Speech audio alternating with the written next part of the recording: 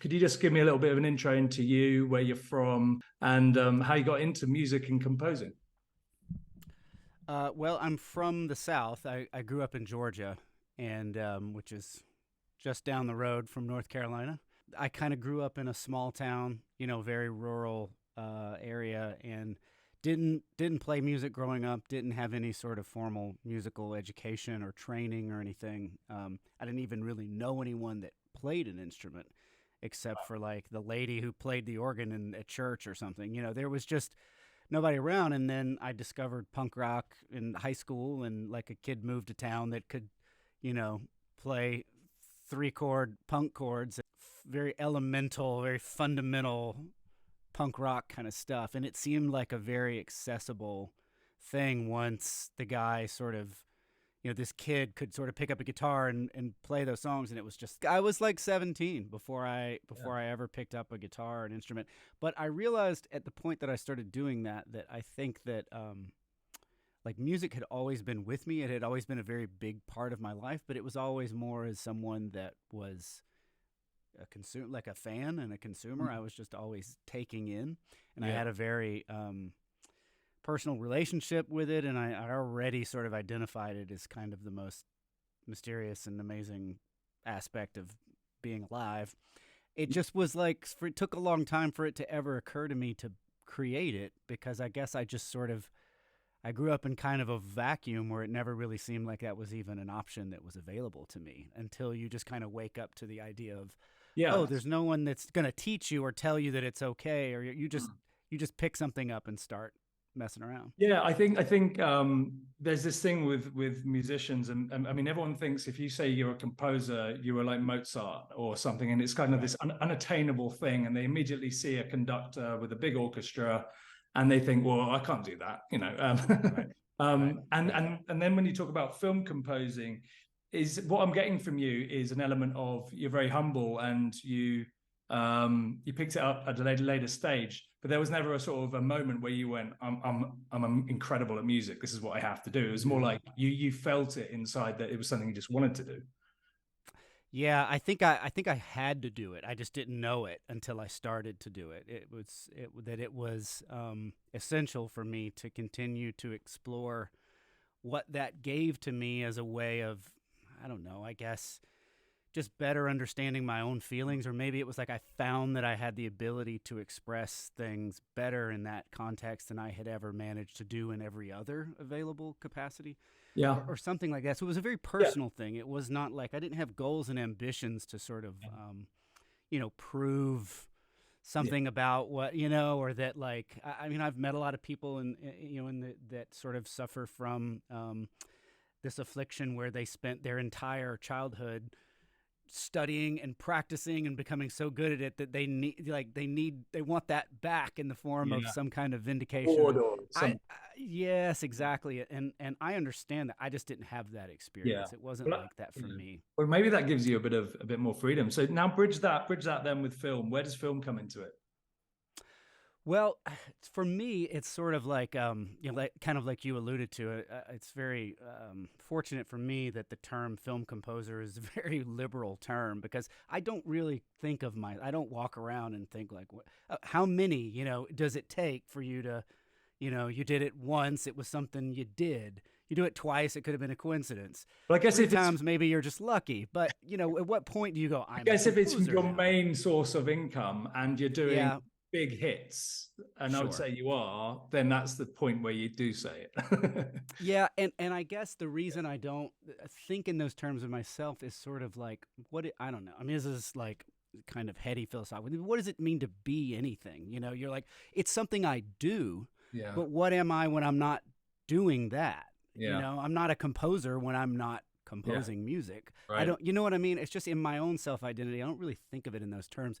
I think of it as something that I do and I enjoy doing, but Yeah. mostly it's because it's, for me, not a particularly it's not an academic exercise. It's not even really a musical exercise. It's a storytelling endeavor, Mm. and that's where the film Yeah.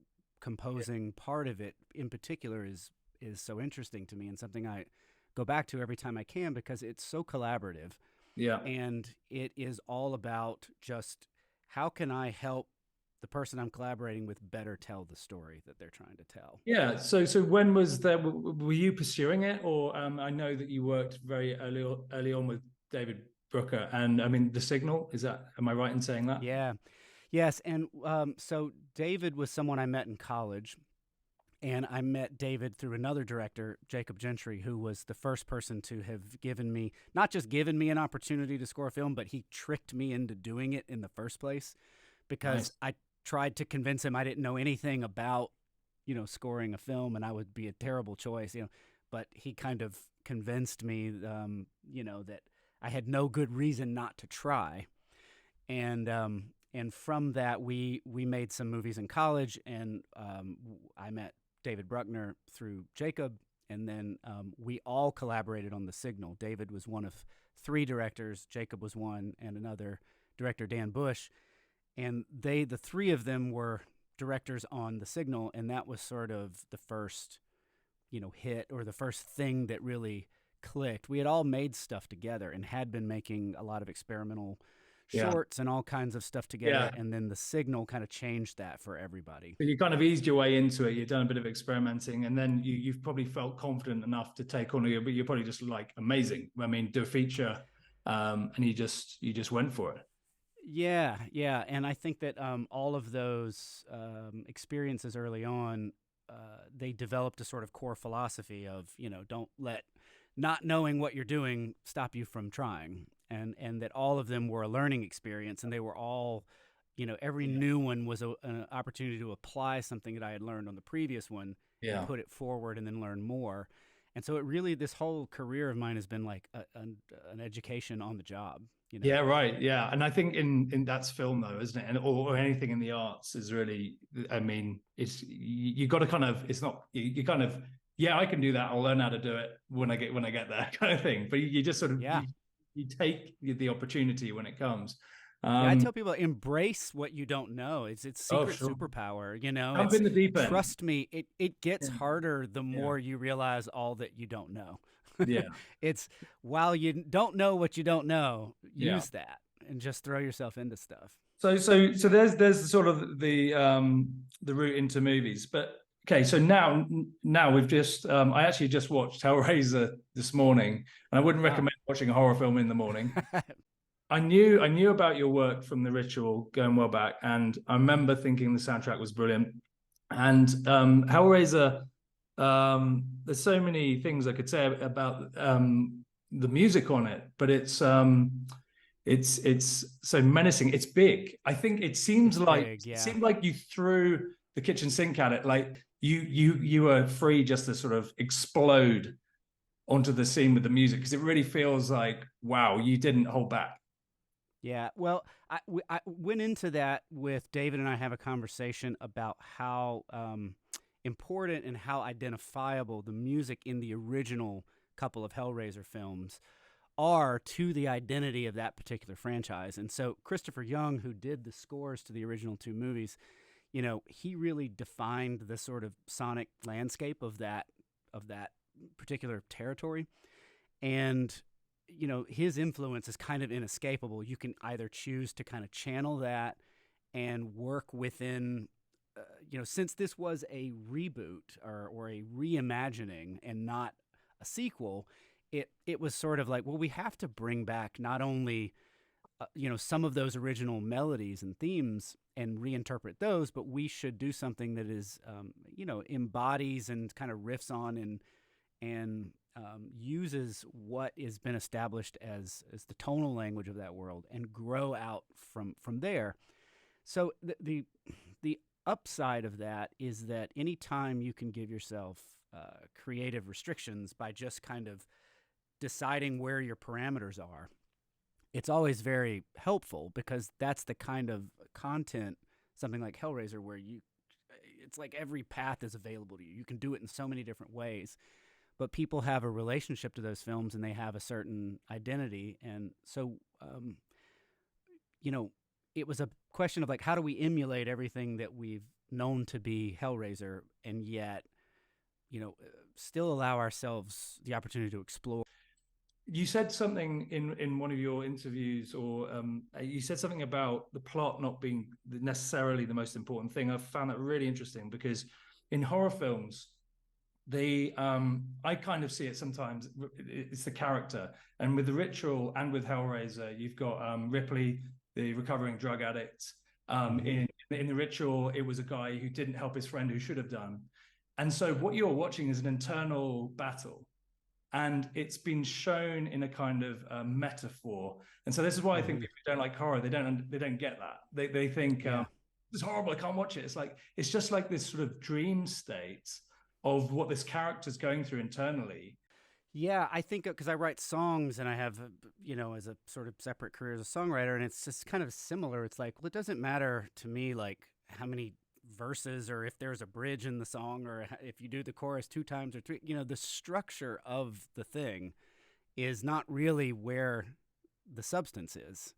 And the plot is just kind of like that. It's to get you from A to B to C in the 3-act story. And it's what's the characters are experiencing in that is what we respond to and what we resonate with. It's not really, who done it, are the aliens real or not? They're real, and like those kind of movies I don't really get a lot out of. I get more out of the ones where and horror and genre is great for this, which is it's a metaphorical examination of the themes that the humans in the story are going through. And I think for me, the reason that that's important is because I have to understand it to really know what to do creatively or musically. I don't really think I'm good enough at this to just kind of, combine a few adjectives together and whip that into like a musical result. I have to kind of get inside of it and find something that I relate to and try to express how that feels to me, knowing that the way music kind of works is that will, if it's coming from somewhere that's identifiable or honest or something, genuine, then it's maybe imbued with a certain kind of human emotion that somebody else can pick up on and have their own interpretation of, and maybe that helps grease the wheels of the story. I read something about someone saying the characters weren't that developed, and I thought they were really well developed, really Mm-hmm. well. Like, and not so much so, like everyone was perfectly rounded before we went into everything. It just, I mean, that's David. Congrats to him as well, obviously, because he's just got the knack for that. But the music has to play a big part in this because the horror isn't always seen. So I think music in horror is so different to say music in other things. And I think you've kind of mentioned it. It's probably, and you are drawn to horror for that reason, kind of, right? Because it sort of suits your Yeah, style. I will say it's one of the many things that I like to explore musically where film is concerned. I love doing documentaries. I love doing, a comedy. I like doing a drama, but I keep coming back to opportunities to work in genre, both in sort of sci-fi and in horror, because of the uniqueness of working within an established kind of set of rules, which horror has, which, it's kind of like, I even know, if your goal is to break those rules, they have to be there in the first place. right? You have to set the pins up if your goal is to knock them down. That's Yeah, the game. yeah, So I love that there are parameters there yeah. that you work within to get into, like you say, sort of a metaphorical examination of a human story. Definitely. I know, I totally get that. And some people feel really comfortable with that format, that sort of you can kind of trick the audience when you want to, but that structure, that's we kind of know what's going to go on this thing, kind of And like you have fun within the yeah, knowledge of that. yeah, There's yeah, a meta level yeah, conversation going on sometimes between the audience and the film when you have an awareness, you understand the way the genre yeah, operates. yeah, For people that think that the horror genre is about how little or much you achieve it scaring or frightening, but that's the most like reductive, yeah, uninformed opinion about the work and being done in the genre. And yeah, most people miss the fact that, which is as a composer whose job it is to help communicate the feelings and the emotional conversation about what's going on with the audience, the fact that it's the one genre where you're going to run the full gamut of human emotions in 90 minutes. You're Mm-hmm. going to go through all full extremes of what we deal with, from Yeah. fear and despair, and usually there's going to be something funny, and there's going to be something that really lifts you up, and there's going to be some. So what other genre does that in It's a 90 roller minutes, coaster. It's definitely Yeah. a roller coaster ride. So it's very challenging because Yeah. of that, Yeah. Yeah. So you started out by saying, you started sort of around 17, guitar, stuff like that. But you're working with orchestras now. Yeah. I've noticed, and I think I wanted to ask you two things about that. One is, why do you think that's important to have the orchestra? I mean, I think it's kind of an obvious question because it's always going to sound cool, and Hans Zimmer, John Williams, all these people do that. But also, do you feel confident and comfortable in that environment? It must be fun, but also a bit scary. It is. Again, I think because I'm constantly drawn to finding motivation and inspiration in doing something I haven't done before. It's pushed this sort of boundary out further and further with each project, and so I'm constantly dabbling in areas where I don't belong in the room. But you gain a lot of confidence when you realize that there are people there that are there to help you, as long as you can communicate what it is that you're after. Like you said, I'm a documentary. I don't know anything about documentarian. I don't know anything about cameras. It's like, well, you don't have to, as long as you know you have the vision of what you're trying to create. Right. There are people who specialize in that and would love to help you with the camera. And so I couldn't pull off these orchestral recordings without, help for people to do things like checking the charts before the musicians get in the room. I've got musicians that are in the session that can help when I want to change something, or I'm running the room waving my arms around and go, oh, okay, we're doing it like this, but it needs to sound like more like this, to help communicate that to everyone else that doesn't speak that language. A lot of it is just you're even the notes on the paper, you're just all trying to communicate about something that's the desired effect or the end result. If you can communicate that, you can get there. Are you producing something very similar that you've already done on a computer and then taking it to them? In some cases, yeah, I do it a couple different ways. Sometimes in something like Hellraiser, which the decision to go orchestral on that was mostly informed by those original movies are these big gothic romantic orchestral scores. And so it was just in the DNA of how kind of bug nuts that whole world, the whole Hellraiser, the Cenobites and dimensional in torture, and the whole thing is so bonkers to begin with that you can get away with something so crazy big in the music because they kind of already established that that's what that is. And so you go, well, that's a big sandbox to play in. Why minimize? Why box ourselves in? Let's just go for it. And so with things like that, you have to work it all out in advance, get it on charts, get in there, and just try to nail it in the room with great players. Whereas something like The Night House, which David and I had done previous to Hellraiser, was far more experimental with the orchestra, and it was about creating these like aleatoric textures and this kind of chance music where you're given the orchestra sets of instructions and doing these experiments without specific rules as to what they're supposed to play, just giving them a set of parameters to work within and experimenting and rolling the dice. And it's more of a dialogue back and forth. And then I take that as sort of raw matter and go make something, specific for the film with these gathered materials. Yeah, I can imagine something like The Ritual. You've straight away got that kind of folky thing going on. You're in the woods, so and you're in Scandinavia. It's got that. So to get to that point of saying, "Hey, I'm going to use wood instruments" or something like that, right, is kind of. But when you have something like, yeah, and with Hellraiser as well, it's like you've already got a template there. But if you've got a film which doesn't have anything so obvious.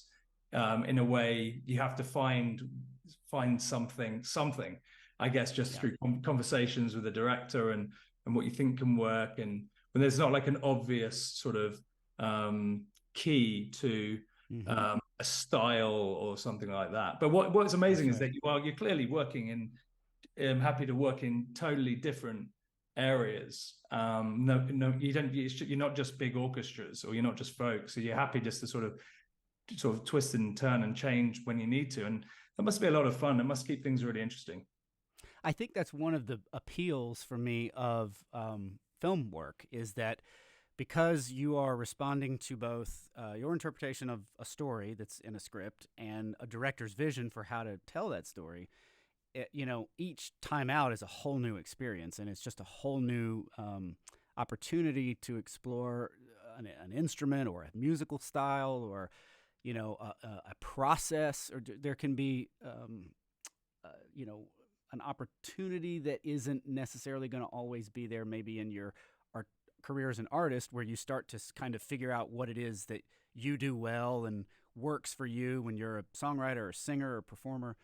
The film work gives you an excuse to dabble in all these different areas where you have an interest. You may not want to have a career as a jazz musician, but doing a jazz score, and spending, several months creating this one body of work in there is entirely allowed without people going, he's a jazz guy now. It's just where it's just kind of part of the job. It's accepted that you can kind of do whatever you want stylistically. Could you give me an idea? So when the way you work with David Bruckner, and so when do you first come in to, when do you start your job essentially? Do you sit down with him and he just shows you the film and goes, check out this awesome film I've made, you need to put music on it now? Or are you in there much earlier, or how does that work? It's been a little of each. With The Ritual, it was something that I knew he was over there in London doing that, and they shot in Romania. And because we had already had such a history and a relationship, I'm someone that he'll reach out to or bounce ideas off of. So I knew the script, and I knew that his goal was to try to get me on that project, but it was his first feature. He had to do the whole thing in another country. We just didn't know if it was going to work out. And so I didn't get the call for that until very late in the process. And I had to just drop everything, throw some stuff in a bag, and move to London like within a few days to spend. Where were you in London? Where were you? I was right in central off the King's Cross stop. Oh, right. Just up the road at Talyard. Okay. So I fell into a little space in a studio complex in Talyard, and I rented a space there, and it was just a box. It was just me in a box in London in the winter, walking a mile through this wet and wind and cold every day, just kind of living in this extremely anxious state of like schedule-induced panic and anxiety, because I got brought in so late and they were barreling towards a deadline, and there was just this immense amount of work. The film was shot. The film was shot. They had an edit so that I could start by just sitting down, watching it, and David and I could start talking about it. But there always is so many things for the director to have to be dealing with at that stage. The music is just one. He was just sort of like, I trust you. You know what to do. I'll check in here every time I can. Just do it. Just do it. Get the thing done. So I just sort of went bananas on that. Yeah, don't fuck it up. And then from that experience, we made this decision on The Night House that as soon as the script came in and as soon as that was in place, I was hired as the first person on the production. Because he's learned his lesson. Like he realized, and that's such a typical thing that you might put. Like you do think about the composing that will sort itself out at some point, and then you get to the film's done, it's made, and you're like, oh yeah, actually I should have got that person in earlier.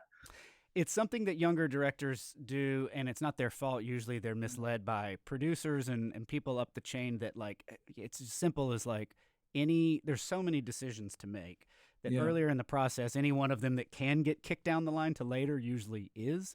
And people don't bother reaching out and trying to figure out who their composer is going to be early, because a lot of times they can't afford to bring them on that early anyway. Right. So they don't even bother. But in my case, it aligned well with the fact that when we got to The Night House, I was also at a point in my career where I only wanted to work on something for the purpose of doing the best thing that I had made yet. Like, I wanted a little bit more time. That's a really good position. Develop ideas. That's a really good position when you get to that point in your life where you think, I'm not going to waste my time doing that stuff that I just don't need to do anymore.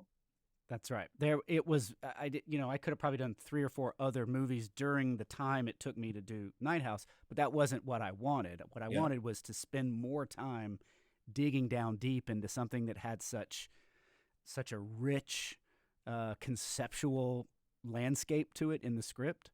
So I started on the Night House before they ever started shooting. I started experimenting and making textures and sounds and little melodies and concepts, and would send that to Bruckner while he was on set shooting. Did you go And on he would set? play some of that. I did. So that's another huge advantage. I got to I go think spend 3 days on set. I think this is why when people go and see say a Lovett Bruckner partnership, you're going to see something a bit special because it's you are now coming in earlier. You do know each other's language, and that's probably why it's really worth listening and re-listening to some of these soundtracks, because I think that you can't replace that thing. You guys met at college. You got this kind of respect for each other to leave each other alone and let them do the best thing. And I think that's a really good recipe, clearly is, for Yeah. some really cool music work on these films. And it really makes me want to just go back and sort of actually listen to more of the stuff, because it's clearly, it's not just an afterthought. It's like the music, it's almost like you're a partnership here. You got a director working with a musical composer, and it's marrying up really well. So that's And I awesome. don't mean to sound super hokey, but I just mean like we both feel like we're in a partnership that's in service of the story, right? So all of our conversations tend to always be about the story. That's what we're mostly talking about. And it's not him giving me direction about what specific kinds of music he wants. We're talking about what we're trying to accomplish in terms of feeling in the scene, or what the character's going through, or where are we in the arc of the larger emotional story we're trying to get to. So you probably know each other so well, you don't need to talk. You already know that stuff. It's the unsaid, right? It's so you skip all that and get to the point. That's the puzzle, right? The other stuff we both know each other know. We know the stuff that's like doesn't need to be pointed out because obviously that'll get fixed, or whatever. So we're just trying to drill down into the puzzle of accomplishing the goal of Don't talk about puzzles, because it reminds me of Hellraiser. I'm trying need to get to sleep tonight. I wanted to just quickly ask the films that you sort of would recommend, like the ones that you love, which have great scores to them, the ones that you really like that aren't your own. Oh gosh, where would I even begin? I think what I can quickly most access is just the ones that I think probably profoundly influenced me, maybe before I was even aware. One of the ones I always come back to and think about is Peter Gabriel's score for The Last Temptation of Christ. Was something, it's called Passion. It was in the 80s, and I came across that record in college, and it just blew my mind open. It was like, there was something about a lot of, like, I remember recently when Ludwig Göransson did Black Panther, and he was talking about the process of going to Africa, or, all these, it was kind of like, man, a lot of this sounds like the Peter Gabriel Passion story, where they would go into cultures where the language was a barrier and all these things, but in the room and in the studio, they could communicate musically. And there was something that they could communicate enough of the base emotion of what they were trying to accomplish that something unexpected and spontaneous and magical happened. That score's phenomenal. That whole album is just incredible, and it still holds up. And then I think when I was in my early 20s, I really had a strong response to guys like Cliff Martinez and Clint Mansell and John Bryan, and these guys who I identified a little bit more with because they were like band guys that kind of snuck in the back door, like I kind of felt like I did. They didn't come from a classical music background or from sort of formal training background. Danny Elfman, for that matter. I started to kind of, I could hear something in what they were doing and how they were doing it that felt like, oh, well, that's not very different than what I'm doing. They're just doing it way better. But it gave me the confidence of like, oh yeah, why you can do film music like this. Right? That's a really, that's amazing. I think, you gotta, there's a lot of people that would just think, no, I can't do that. It's, Yeah. Only one composer on one movie, The ones that affected me were prior to that. They were when his score for the remake of Solaris is stunning and all orchestral, and That George Clooney. it's George Clooney. It was a Soderbergh remake of the original Solaris I've got film to check it from out. I've got to check it 52. out. I think It's great. Traffic, all these movies like in the early 20 aughts or whatever, were that was back around like 2002, 3, 4, all that era. Same with John Bryan. So that was kind of that point when I was in my 20s and sort of like was just getting into doing this more. yeah. And it was finding, because he's a drummer. He doesn't play any instruments. He doesn't have an orchestral background, and you'd never know it from the work on something like Solaris. You just got a love for So music. I do, man. There's not like just the way there's not a particular style of music or genre of film that I don't enjoy. I just never really think of. I think of individual pieces of music, not genres, and I think of stories, not styles of movies or genres of movies either. Yeah. Is there ever a time where you've tried something and it just hasn't worked, and you heard it like on in the big speakers and you thought, I thought that the idea was going to be great, but that just didn't work out? Yeah, for sure. And sometimes it's things that the Night House is a good example where, because of the presence of things that translated so interestingly to musical concepts like reverse mirrored floor plans and inverted architecture and all this sort of negative space and patterns, and it's like you start to run wild with all these conceptual things like, oh, the score is the most important part is the negative space, so you leave a big hole in the middle, or like, musical palindromes that they go this way and then they go that way and you layer them over, and coming up with all these really interesting experiments musically that Bruckner and I were excited about and work really well in the abstract when you're just listening in headphones and he's on set directing and we're talking about the story. But we have a saying that, the movie always wins. And so sometimes when you try to put that on screen, it's just competing for attention. It's not in service of what's already on screen. And so ultimately it has to serve what's going on in concert with what they're doing with the camera, what the actor's doing with the character, what the lighting is doing. Everything's got to come together. So it's a bit like if an actor just started improvising for no reason for like 5 minutes. Like, what are you doing? And they're like, hey, that's all really interesting expression of this character. Unfortunately, none of that really develops the story. Right. Yeah. And we just idled for 5 minutes. So we can't really use any of that. Yeah. That's kind of the same thing. But I will say what's interesting about that is I don't ever feel like there's time wasted or lost in that particular sense, because sometimes you have to go far enough down the road to realize what the film is not, or the score is not going to be. It's unfortunate because the clock's always ticking and these kind of things, and you never have enough time and you're always racing towards a deadline. But it can be instructive sometimes to find out what doesn't work. Yeah. It sounds like that's part of your process as well. If you just knew what worked all the time, it means you're probably regurgitating the same stuff, and that doesn't serve the audience well. They're paying money to watch a film; they want to see something truly creative. And like I was just got to say again, I do think I'm going to have to rewatch it. But Hellraiser it just sounds brilliant, looks brilliant. It's a tight film. It's a very good example of, no, you don't have time to do anything. You got to serve the story. But the soundtrack is menacing. It's beautiful. It's loud. It's dark and evil and scary and everything it needs to be. But it's just very much coming, from the heart as well. I think it's great. And I mean, what's next for you then? Well, first, I appreciate that. That's all very kind. Next is David's working on a few things. Jacob's working on guys, different directors that I've worked with in the past, have reached out, and the strike has given people a lot of time to sit around and write or develop or sketch ideas or whatever. And so everybody's got things going on. And I've taken the time to step back a little bit and work on some songs and work on some stuff of mine. After Hellraiser, it was such an absolute just backbreaker it was just so intense. It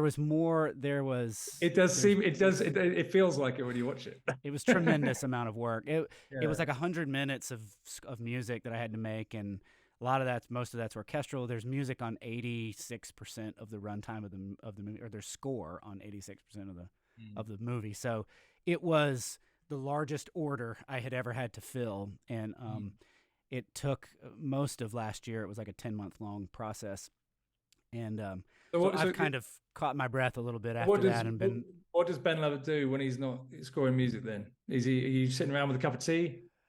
I got out of the studio for the first time in many years, and traveled a little bit, and took a guitar and a pad and a pen, and enjoyed just strumming 3 chords for a while and just brilliant, sing some Hank Williams songs and really kind of try to get it simple for a little bit. And you're just traveling, kind of recharge. Just traveling around. Yeah, I went to New Zealand, Thailand, Jamaica, Mexico. I was just kind of, I decided I wanted to skip a winter. It had been my dream for a long time to just skip a winter and go somewhere where it was summer again and get the extra summer. So I finally got a chance to do that.